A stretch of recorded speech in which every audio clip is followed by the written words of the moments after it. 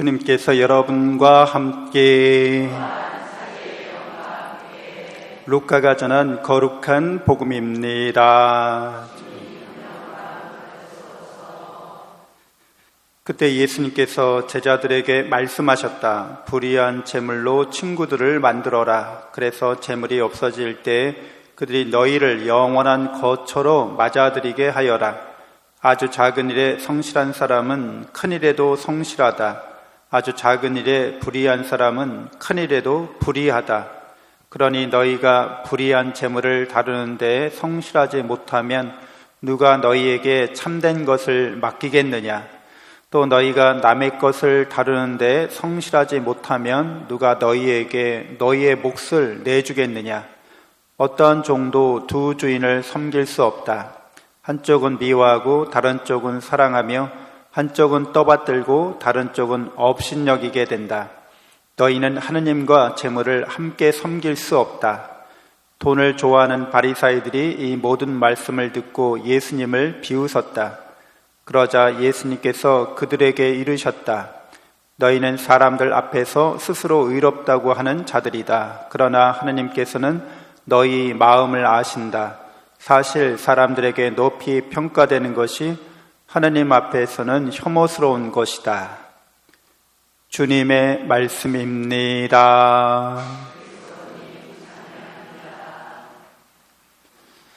천미예수님, 하느님의 복동이 고맙습니다. 고맙습니다.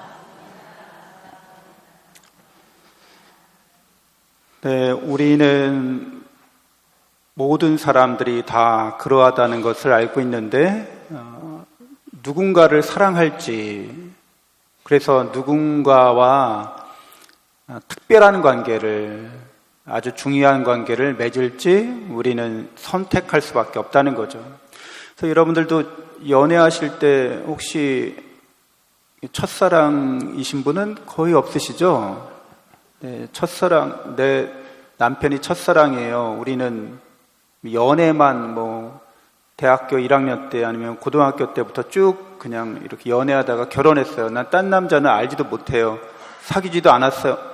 지고지순한 그런 순정을 지니신 분들은 남자든 여자든 이렇게 연애도 하고 친구도 사귀고 이러다가 이제 선택의 시간이 오면 어떻게 철수 씨랑 결혼할까 아니면은 만수 씨랑 결혼할까 이렇게 고민하다가 아무래도 나는 철수 씨가 좋아 이렇게 선택하고 결정하는 우리의 결혼 상대로서의 상대방을 선택하고 결정하게 되죠. 나는 이 대학을 갈까 저 대학을 갈까 이렇게 내가 가능하다면 근데 나는 이 대학 이 과를 가기로 했어 하고 선택하고 결정하죠. 우리는 늘 이렇게 선택과 결정을 하게 되는데 거기에서 중요한 기준이 있죠. 내가 뭘 더 사랑하고 있는가? 내가 뭘 더 좋아하고 있는가? 그게 선택과 기준인 거죠. 그리고 내가 사랑하고 좋아하는 그 대상이 나에 대해서 어떻게 나를 대하고 있는가? 이것도 중요한 판단 기준이 되죠. 그래서 우리는 오늘 예수님이 하느님과 재물을 함께 섬길 수 없다 이렇게 말씀해 주시는데 재물이라고 말하는 건 이제 세속적인 가치, 세속적으로 이게 의미 있고 가치 있다고 여겨지는 것들의 총합이라고 할 수 있어요. 이게 대표적으로는 돈이 되는 거죠. 재물이 되는 거죠. 사람들에게 높이 이렇게 떠받듦을 받는 거, 사람들에게 칭찬과 인정과 이렇게 명예를 얻는 거, 그런 것까지 이렇게 다 총합한 거예요. 그러니까 하느님이냐, 세속적인 가치냐, 이렇게 우리 앞에 놓여져 있는 거죠. 그래서 여러분들은 다 누구를 선택하신 분이에요? 결정적인 선택을 누구를 하신 분들이에요? 하느님을 하신 분들인 거죠. 세상을 선택한 사람들이 아닙니다. 여러분들이 하느님을 선택했을 때 나의 주님, 나의 사랑, 나의 주님, 나의 하느님 이렇게 고백드릴 수 있는 거죠.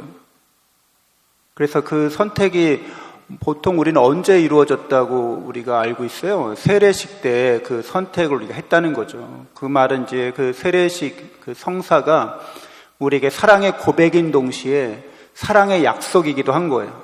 사랑을 고백하고 그 사랑이 이제 이루어진 거죠. 약속된 거예요. 그래서 이 약속은 새롭고 영원한 약속이라고 예수님 말씀하시죠. 너희에 대한 사랑, 우리의 이런 사랑의 관계는 새롭고도 영원할 거야. 그리고 예수님을 통해서 우리의 약속이 이미 어떻게 됐다는 걸 아는 사람들이에요. 약속의 그 모든 약속의 계약 문서, 어떻게 되리라는 거, 어떻게 해주리라는 거, 이 모든 것들이 이미 예수님을 통해서 어떻게 됐다는 거예요. 우리에게 성취됐다는 거죠. 그래서 영원한 생명, 영원한 행복을 하느님의 사랑의 약속으로 이미 받은 사람들인 거죠. 그러니까 세속적인 가치들에 대해서 이제 덜 사랑할 수 있게 된 사람들인 거죠.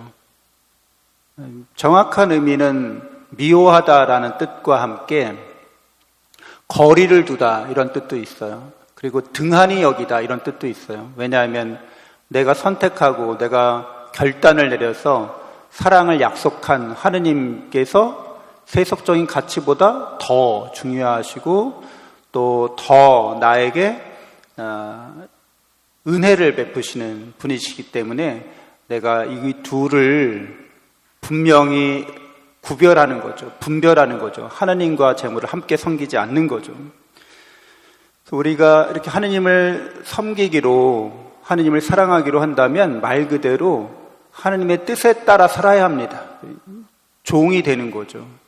그래서 하느님께서 기뻐하시고 하느님께서 옳게 여기시는 일을 하려고 세속적인 가치들을 수단이나 도구로 이렇게 잘 활용합니다. 잘 선용하는 거죠. 돈이나 재산이나 또 명예나 건강이나 내가 사랑하는 하느님의 뜻에 따라서 하느님의 뜻을 이루기 위한 그런 도구들로서 적절하게 활용하면 되는 거죠. 근데 이제 반대가 된 사람들이 있어요. 세상 사람들은 대부분 이거를 거꾸로 놓고 반대로 살아갑니다. 그래서 뭐 별로 기도하지 않는데 그들이 특별히 기도하는 때 세속적인 가치들이 위협받을 때, 세속적인 가치들이 위험에 처할 때 하느님께 기도합니다. 그리고 그 기도의 내용이 굉장히 거래 방식을 갖고 있죠. 이렇게 해주시면 이렇게 할게요. 근데 사실 그렇게 만약에 해주셨다 할지라도 하느님께서 진정 원하는 것은 드리지 않습니다.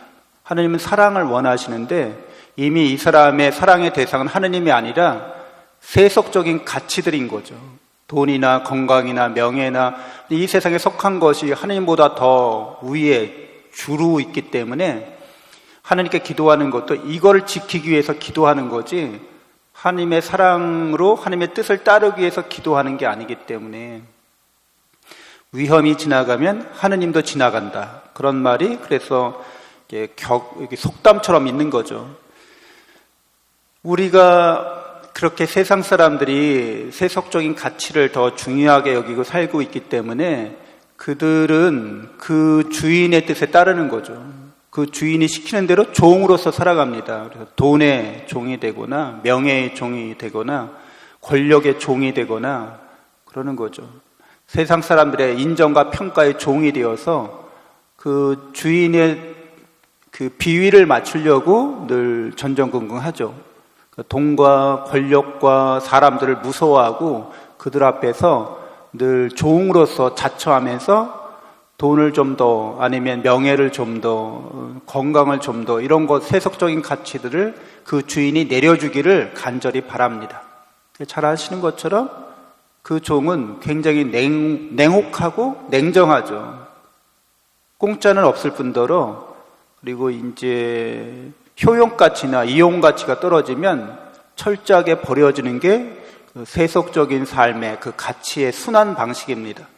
어떤 영원한 그런 관계로서 이렇게 대상을 맺는 존재는 있을 수 없는 거죠.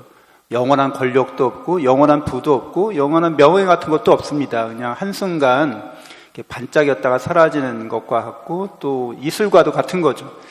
하나님께서는 우리에게 이미 영원한 생명을 주시기로 영원한 행복의 나라를 주시기로 약속하셨고 성취하신 분이기 때문에 우리는 그분의 뜻에 따라서 늘 그분의 종으로서 다만 제게 하느님의 뜻이 이루어지게 하소서라고 기도할 수 있어야겠고, 또 많은 사람들에게 오늘 제1독서에서 로마서에서 바오로 사도가 자신과 길을 같이 가고 있는 교회의 동료 신자들, 사도들까지 이렇게 얘기하고 있어요. 그들은 하나님의 사랑을 믿고 하나님의 사랑의 뜻에 따라서 서로를 섬기는 사람들이라고 그렇게 우리에게 드러내주고 있습니다. 그래서 우리들도 서로 하나님을 사랑하면서 하나님의 뜻에 따라서 순종하는 주님의 자녀들이 모두 되어야겠습니다. 잠시 묵상하겠습니다.